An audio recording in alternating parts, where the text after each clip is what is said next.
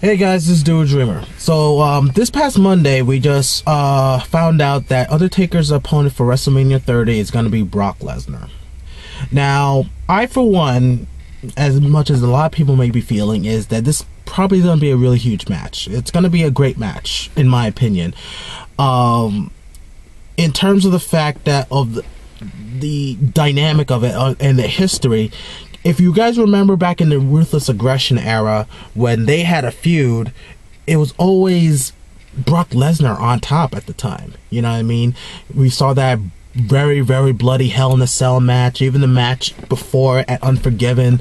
And it always seems that Brock Lesnar always found a way to, to win over The Undertaker in some ways. I don't know if The Undertaker has ever beaten Brock Lesnar storyline wise, you know what I mean?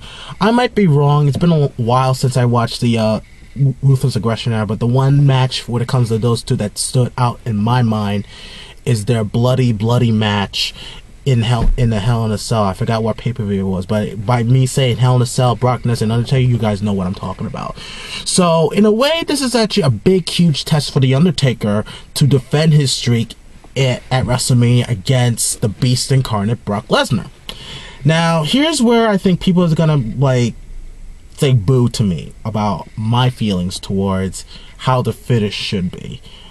And to be perfectly honest, I really don't want Brock Lesnar to go over on The Undertaker and end the streak. Now, the reason why I feel this way is not the fact that he doesn't need it.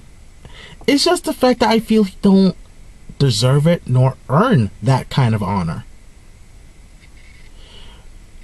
And that's how I feel. I know a lot of people may be saying, "Oh, well, he's the big thing and all that stuff. He was a former UFC heavyweight champion and all and stuff like that. He's done so much in his career." But then when you look back at the Ruthless Aggression era, how long has he been in the main roster in the WWE? To say that he is considered a legend or something like that. To be honest with you, about 2 to 3 years. And then he decided to leave for the NFL, which didn't work out. And then he actually made a name of himself in the UFC, which I'll give him that. But to be perfectly honest, and I know some people might be feeling this way about, part-timers, which I don't mind guys being part-timers. It's just that when there's certain guys like Brock Lesnar who I feel like shouldn't be having special treatment all because of the fact that he was a UFC champion and stuff like that. Because if that was the case, there were two other guys who were from the UFC that should have got special treatment, and that is Danny B. Severn and Ken Shamrock, in my opinion. And they weren't really given special treatment like, "Oh, we're going to lay the welcome mat, we're going to give you some easy time and stuff like that, not a busy schedule," but they're doing it for Brock Lesnar, So for him to actually win this match or go over on this match, I just feel that it's kind of a slap on the face on guys who could actually potentially benefit from this. Like, if you saw my last video about The Undertaker and his last match and might having his last match, I see that honor going to younger talent like, say, Daniel Bryan, for one. Roman Reigns is another guy I'm thinking that he should take the streak. Heck, even a heel like Bray Wyatt, I see that happening.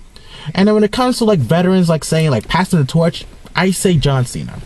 But there are guys that Undertaker has fought, who wrestled and worked with, that should have taken that honor as being the guy to break the streak. Like, I would have thought CM Punk would have, or even Randy Orton would have done that. But even Edge, to be honest with you.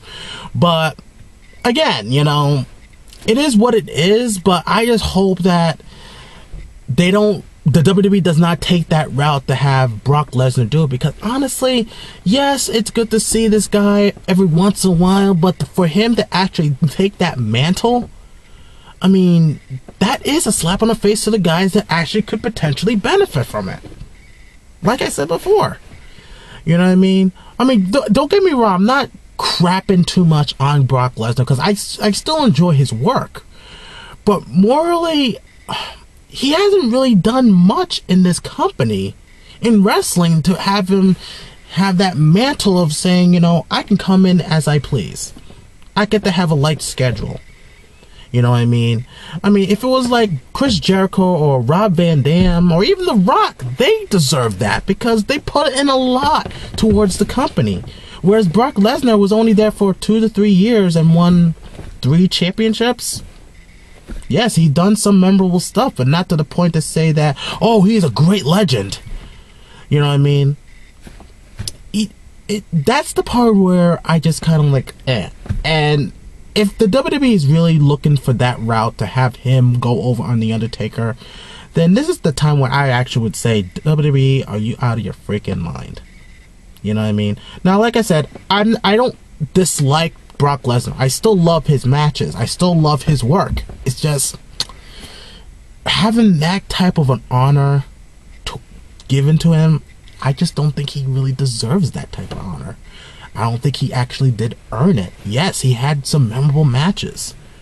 But the fact of the matter is that the real reason why he left the WWE in the first place is because he couldn't handle the schedule. Couldn't handle the schedule, so he'd say, I want to leave. And then he comes back and say, well, I want a lighter schedule and stuff like that. Thinking that he can fill in seats and stuff like that. And some fans kind of feel the same way, and there's some guys in the back, I bet, feel the same way too. Don't get me wrong, he's a special attraction, but not to the point where I want to shell out $60, even though we're not going to spend $60 at WrestleMania anymore.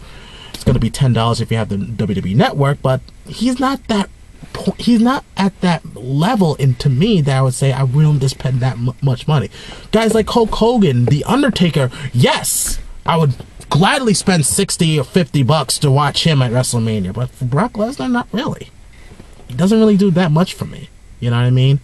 And I shouldn't be too hard on Brock Lesnar because it could be because of his, intestinal problem when he almost died from that condition during the UFC days.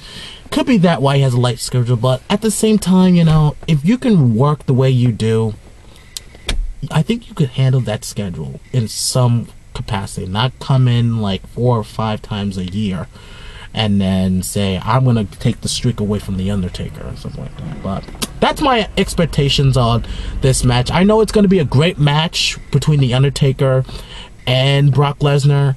I just hope that WWE does not consider Brock Lesnar as the man to end the streak. And if they do, I might actually do a rant on that. That's like, no, that shouldn't happen. It should have been somebody who deserves it.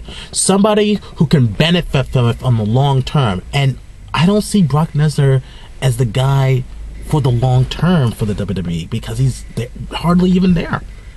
You know what I mean? Good attraction, don't get me wrong. Just like The Undertaker, he's a good attraction. But do you really see this guy being in WWE for a very long time? No. I think he's going to be there until something new comes up, and then he's going to say, bye-bye WWE. Did it before. Could happen again. But anyway, what do you guys think about The Undertaker versus Brock Lesnar match at WrestleMania 30? Do you think it's going to be a great match? Do you think he should go over and end the streak? Or do you think The Undertaker should continue the streak and then next year maybe hang up the boots? Leave a comment down below. Tell me what you guys think, and we'll see if it goes from there. Alright guys, take care.